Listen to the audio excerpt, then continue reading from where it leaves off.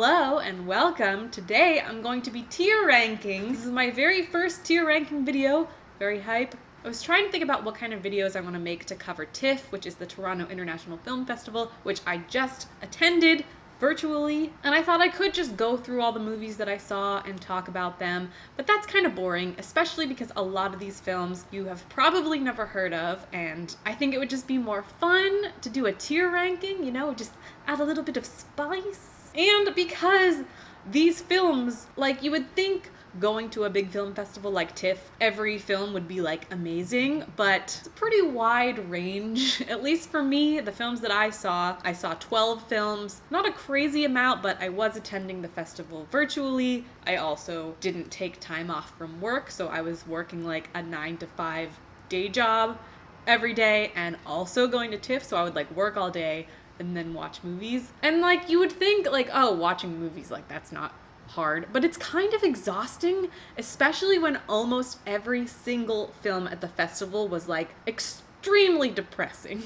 It just really takes a lot out of you. But I had a great time. It was my first time attending TIFF, and it was just like a cool experience, and I'm really grateful that I got a chance to cover it. And anyways, let's get into the video. So like I said, I watched 12 movies, so I'm going to be ranking all 12. And since I attended virtually, I unfortunately did not have access to a lot of the bigger films like Dune. Not salty about that at all. Last Night in Soho, my most highly anticipated movie of the year, and like Belfast, Titane.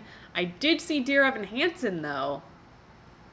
Yeah, that's right. Okay, so anyway, let's get to it. All right, so I've set up my little tier ranking system, and the tiers that we have today are God tier, followed by Protect at All Costs, Not Perfect, but I Loved It, Just Fine, Beautiful, but Not For Me, Better When Drunk, Didn't Finish, and Death Row. Kill that shit. End its life. Get it as far away from me as possible. Okay, alright, so the first movie we have is The Electrical Life of Louis Wain. This is a period piece starring Benedict Cumberbatch, and it's sort of like a quirky historical fiction. Benedict Cumberbatch plays Louis Wain, who was an artist. Among other things, he was like an inventor, he was an entrepreneur, he went through a lot of different stages of life, but overall he was an artist, and he drew and painted pictures of cats. And he grew up in a time period where people didn't really have cats as pets. It was kind of weird to have a cat as a pet. They were sort of like stray animals on the street, very much like rats, and nobody had cats. So he adopted a cat with his wife, and his wife, who he loved dearly, and this cat became like his inspiration to create. And so he just drew and drew all of these weird pictures of cats and like made them really cute and like showed people that cats are actually really beautiful creatures. And allegedly he is the reason that people started to get cats as pets, at least in England. I don't know if that's like actually true. Maybe he probably at least contributed to it and like changed the perspective of people and the way that they look at cats. This sounds very strange as I'm describing it, but it's such a wonderful, whimsical, cute, heartwarming, wholesome movie. And it made me cry and it made me laugh and it was just so good. I really, really liked it. I think it wasn't a perfect movie. I think it was like 4.5 stars out of 5. But I really, really loved it, and I'm gonna put it in Protect at All Costs. I just loved it. I loved it so much. All right, next we have Dear Evan Hansen, the highly anticipated musical starring Ben Platt as a teenager. To be honest, Ben Platt being too old for this role is the smallest of our problems. The smallest issue. Didn't even really bother me, if I'm being honest, because so many other things bothered me. Now, if you don't know, which I think most people don't actually know the plot of this movie, because if they did, more people would be talking about how absolutely bonkers it is. Okay, I do not understand how this was a successful Broadway show with a huge fandom. Maybe the stage version is much different than the film adaptation. I don't know, I've never seen it, but my God, what is this movie? What is this story? In a nutshell, Dear Evan Hansen is about this kid in high school named Evan Hansen, and he has no friends. 0 friends. And this kind of outcast, suicidal kid kills himself. And because of certain circumstances, people start to believe that Evan Hansen was this kid's best friend. And this kid's parents contact Evan and they're like, "You're the only connection we have with our son. Please tell us about him. We know you were friends. He didn't have any other friends." And instead of saying, "Oh, sorry, you're mistaken. We weren't friends," he says, "Yeah, we were buds." And then the entire movie, he just carries on this lie, and it gets bigger and bigger, and he's just using this family and this idea that he was friends with the dead kid for clout, and so he can get with his sister, because he has a crush on his sister, and it's just so messed up, and like, how are you supposed to root for this person who is so horrible and lying to everyone about a dead kid, and like, tarnishing his memory? I have even more complaints, but they're spoilers, so I can't say them, but I just, death row. Death row, Evan Hansen. Death row. Kill it with fire. Why? Why? All right. Apologize for my little rant there, but I have feelings. All right, next up we have The Guilty, starring Jake Gyllenhaal. This is a remake of a German film by the same name. I have not seen the original, but from what I've heard, it is exactly the same movie, 100%. No changes were made, which is a little bit concerning and problematic. Like, if you're gonna make a remake, make some artistic changes. Like, make it different. Don't just copy and paste the same movie in English, you know? Just watch the German version if you want to see it. I hate when shit like this happens. It's just annoying. You know, there's no, like, what was the point of this? No creative inspiration occurred here. It was just like a money-making ploy, you know what I mean? Regardless of that, I did enjoy this movie. I thought it was fun. It was thrilling. I thought it was interesting that the main character, played by Jake Gyllenhaal, was kind of not great. You were kind of rooting for him, but he's also kind of the worst. Like, he's actually the worst, but he's like all you have to carry you through this movie. And there is actually kind of like a pretty stacked cast in this film, which I didn't realize until the credits. If you can hear squeaking, it's because my dog is...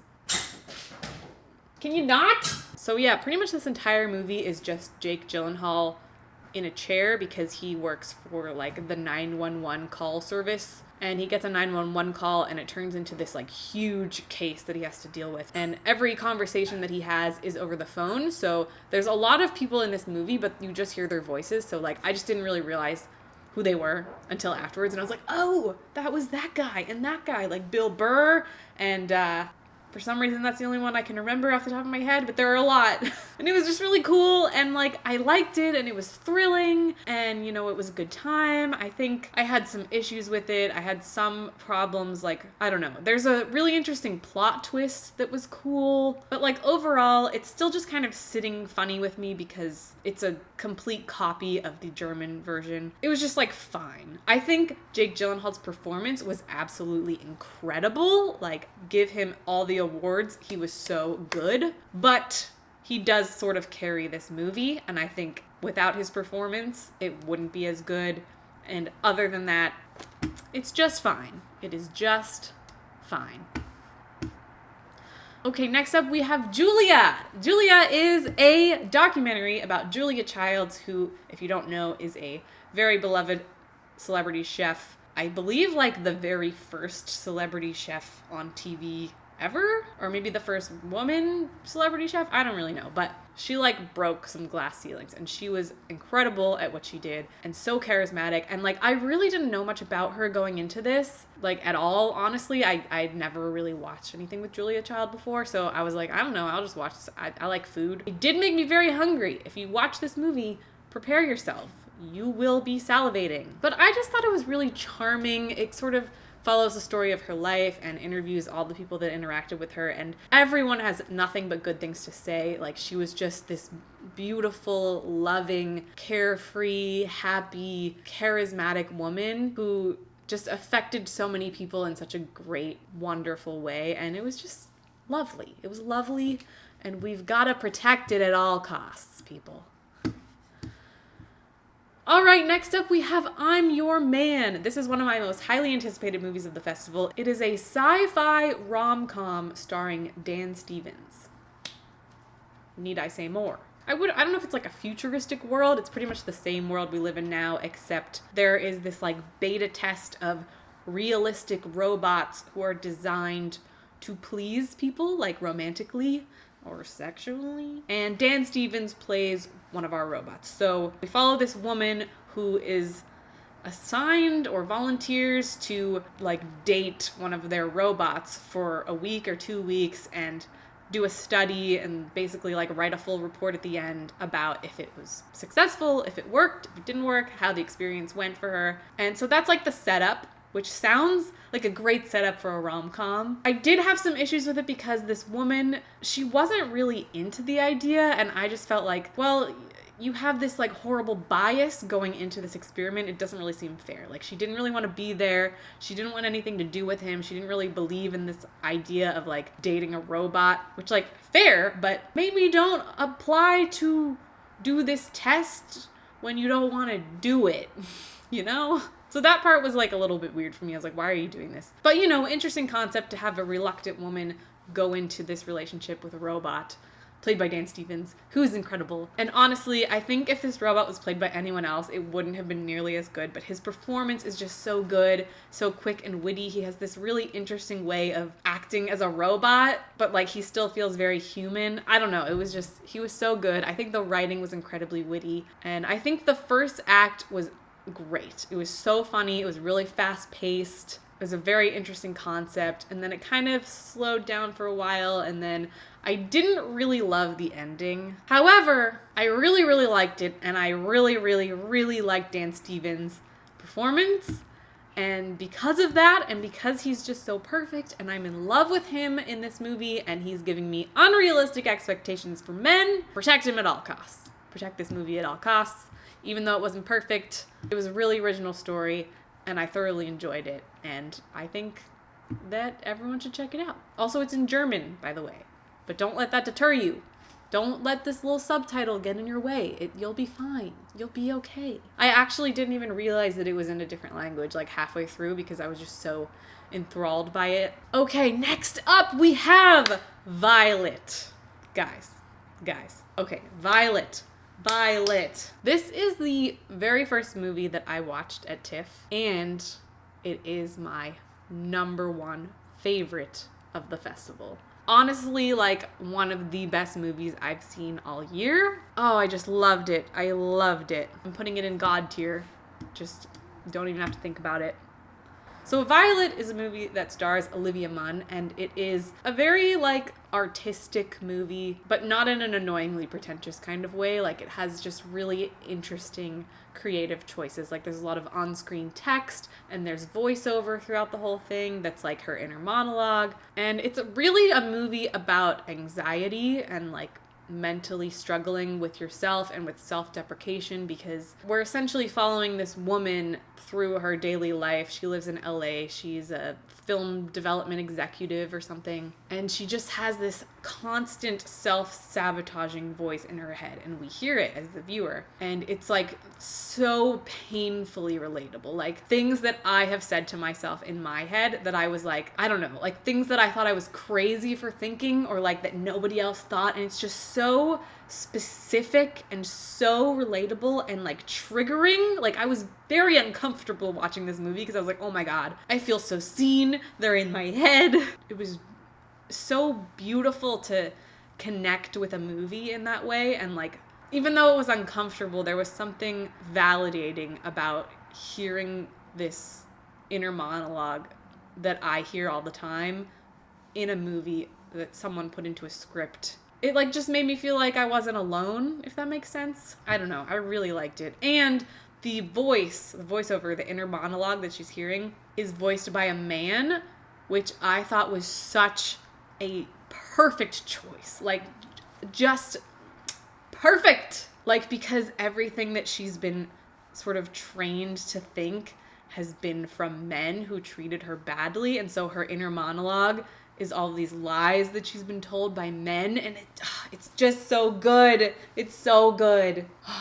Anyways, see Violet. It comes out, I know the US, like overall US theatrical release is November 5th, I want to say. I do know I'm definitely going to go see it in a theater because I really want to see this again, and I just want to like experience it with other people. I don't know. I just loved it so much. It was so surprisingly good. Like, I did not expect this to be my favorite of the festival, but it was literally God tier. Okay, next up we have Petite Mamone.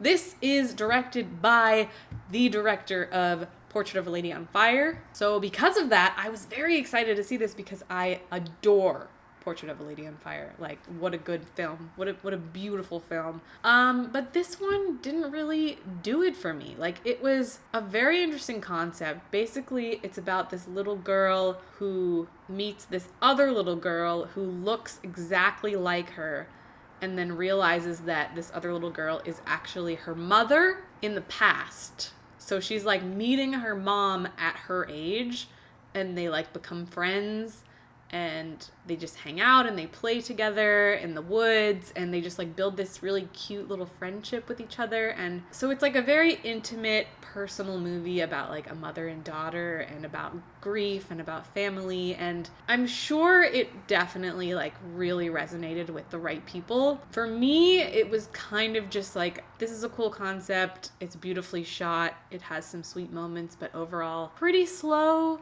kind of boring, very slice of life, like not much actually happens. So I would say it was a beautiful film, but it was just not for me. Next up, we've got Sundown. Oh my God, Sundown. This fucking movie. Sundown is a movie that stars Tim Roth, and it is about this guy who goes on vacation with his family, and then they get a phone call that their mother died. He's there with his sister and his niece and nephew. So it's his mom, his sister's mom, his niece and nephew's grandmother. You get the idea. The grandma dies, and everyone's like devastated. And they're like, we have to leave our vacation early to go home and have the funeral and deal with this and grieve and yada, yada, yada. You know, like what normal people would do. Like, oh, shit, my grandma died. I gotta go. So they all leave. And then the guy, Tim Roth, he's like, oh, you know, I think I left my passport at the hotel. I'll meet you guys at home. So he leaves the airport, goes back to the resort, and just stays. He just stays there. He's basically in this, like, I don't want to fucking deal with life. I don't want to deal with this. I just want to be here and enjoy my vacation. And, like, okay, on the surface level, you're like, sure, I get that. We all have those urges. Like, I don't know, like, sure, we've all thought that, but, like, don't actually do it. And then he's just such a horrible, upsetting person the entire time. He has no personality. You don't really understand his motive. He doesn't really talk about it. And then all this horrible, horrible stuff happens, and it's all his fault, and he doesn't seem to have any remorse for it or like realize that it's his fault, and just like things keep happening, and he's just sort of gliding through life, and it's so infuriating, and I hate it so much, and I wanted to die. Death row for you, Sundown. Oh my God. What the hell? All right, 4 more to go. Next up, we got Dashcam. Dashcam is a Blumhouse movie. It is a found footage movie. It's like the follow-up to Hush, which was also a pandemic-era found footage movie. That one took place over Zoom for the most part, whereas this one is, I thought it would be all Dashcam footage based on the title Dashcam, but it's only like partially Dashcam and not really Dashcam at all, actually, just like a little bit. The found footage is actually mostly through a live stream that this girl, who's like the protagonist, is streaming throughout the entire movie. She's doing this like live stream from her car. If you've seen Spree with Joe Keery, this is very similar to Spree, except Spree is about 100,000 times better. I loved Spree. If you haven't seen Spree, I highly recommend it. It's incredible. It's like so hard to look away. It's like a car crash. Like literally, because it's in the car. But it's so fascinating. Joe Keery's performance is incredible. Oh, it's so good. I love Spree. So this was very much like Spree. Similar concept, except it takes place during the pandemic, so there's like a lot of political stuff going on with like the protagonist is anti-mask, anti-vax, Trump supporter, so it's difficult to watch because she's a very exaggerated version of that, and it is difficult to get through because of her specifically. But I would say aside from her character, this movie is really fun, like a super fun horror movie to watch and just like have a good time. And it gets really weird. There's some like strange stuff towards the end. It gets a little bit Lovecraftian. Like I think the monster and what's happening in the plot is super interesting, and I had a very fun time like trying to figure it out, and just like, I don't know, it's an experience. But I did not like the main character, and I didn't really like the ending very much. So like as a film, it's like not that great, but it was very fun. And I would say it is better when drunk. 100%. I was a little drunk when I watched this, so. But I think it will help your experience if you are a drinker. I don't want to encourage drinking. I'm just saying from my own personal experience, it was improved. I will say when I was watching this with a couple of friends, I turned to look at my friend I was watching this movie with, because she got up off the couch. I didn't know where she went, so I looked, and I saw her across the room chugging a bottle of Bullet bourbon. Chugging. And I looked at her and I said, "What are you doing?" And she said, "I can't watch this shit sober." And I was like, fair point. That's fair. So that will give you a pretty good idea of what this movie is like. All right, next we have Night Raiders, which I didn't finish. I'm just gonna tell you right off the bat, I don't have much to say about it because I hated it so much I couldn't finish it. I'm not putting it on death row because it could have gotten better. I don't know. I'm not really gonna pass any judgment on this. I don't want to review it in any capacity because I didn't give it a chance. But I felt like the very first bit of dialogue, like the opening scene, was so badly written that I just could not move past it. Like, it was so upsetting to me because the concept sounded pretty cool. It's like a post-apocalyptic fantasy or something. I don't even really remember what the plot is because I didn't watch it. But when your opening scene, like the first page of your script, is bad, that's a bad sign. That should be the best part of your whole movie. It should like hook you in. It should be good. You should have worked really hard on it. And it is just the worst, most unrealistic piece of dialogue I have ever heard, and I just couldn't get past it and I had to turn it off. So that's Night Raiders. Next, we have Mothering Sunday. Mothering Sunday is definitely like an Oscar bait kind of movie. It stars Colin Firth and Olivia Colman and Odessa Young and some other people. It's a period piece. It's got all the boxes checked. Basically, it's this story that like takes place over a long period of time about this girl named Jane. It's in the 1920s, and she's a maid in this house, and she's like having an affair with this guy named Paul, who's this like old money aristocrat kind of guy, and some crazy stuff happens, and it's sort of hard to explain the plot of this movie because there's not really that much plot. Like, there's a few intense moments where big things happen, but then everything else around it is just like people interacting and like drama. I'm doing a really bad job of explaining this because I don't want to give anything away, because there's like a pretty big thing that happens at the beginning of the movie, and I just really don't know how to explain this to you without giving everything away. But it's sort of a romance, sort of a coming of age, sort of a slice of life kind of thing. I will say it was beautiful. The cinematography was amazing. The musical score was so good, like really beautiful. And the performances were obviously amazing. This is a great cast. Odessa Young steals the show. Like, she was so good. And overall, I was into it. I was following. I was like, there's a lot of back and forth between different time periods, and it doesn't really explain it to you, so you kind of have to figure it out, which I thought was interesting and added like a little bit of a challenge to watching it, but I kind of liked that because I was like, I had to think about it. I had to figure it out by myself. So that was like kind of interesting. I think my biggest problem with this movie is that it was just so unbelievably depressing, and I didn't really get anything out of it, so it wasn't like worth being depressed over. Like, there wasn't really a point. It was just a bunch of horrible shit happening to this poor woman, and it was just a bummer. It's just a bummer. It's a beautiful movie, but it's a bummer. So I'm gonna put this in beautiful, but not for me. All right, last movie. Ironically, also the last movie that I watched at TIFF. The last movie is Silent Night, which is a dark comedy Christmas movie starring Keira Knightley, among others. This is a sort of Knives Out-esque movie where there's a bunch of people in a house at a gathering. They're all friends, they're not family, but sort of the same vibe.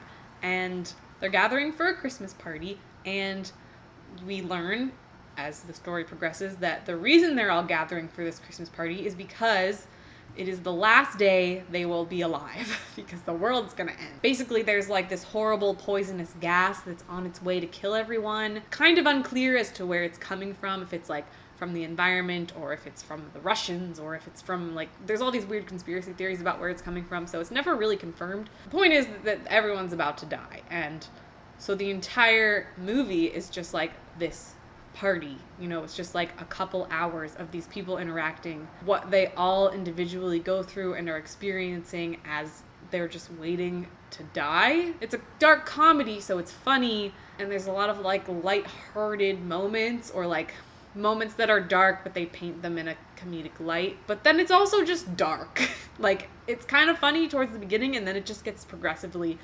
darker, and definitely not what I was expecting it to be. It gets really dark.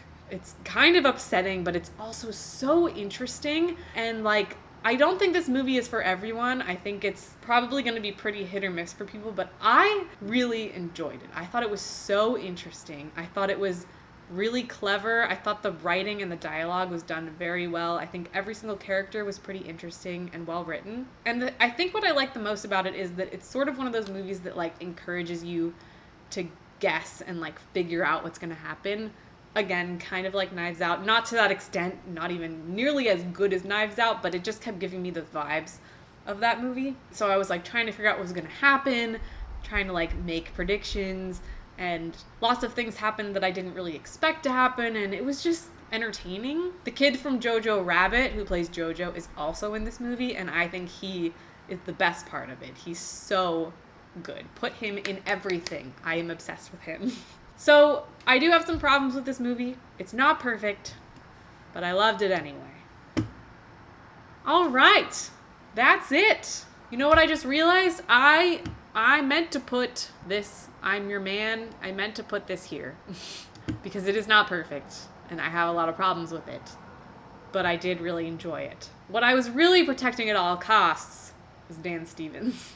Protect that man at all costs. But I want to put it here. It fits here. Last minute adjustment. But all right, we're done. That's it for my tier ranking. Definitely got a wide range of experiences this year at TIFF, but there were some movies that I found that I truly loved. Like, once again, Violet was incredible. Please see Violet when you get the chance. It's so good and resonated with me. Like, I still have been thinking about it. I saw it like a week and a half ago, and I still think about it like daily. It was really good.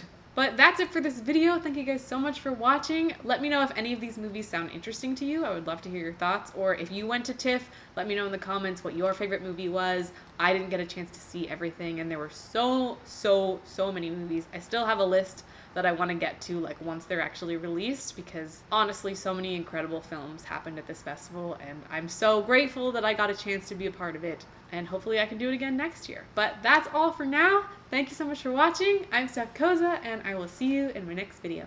Bye.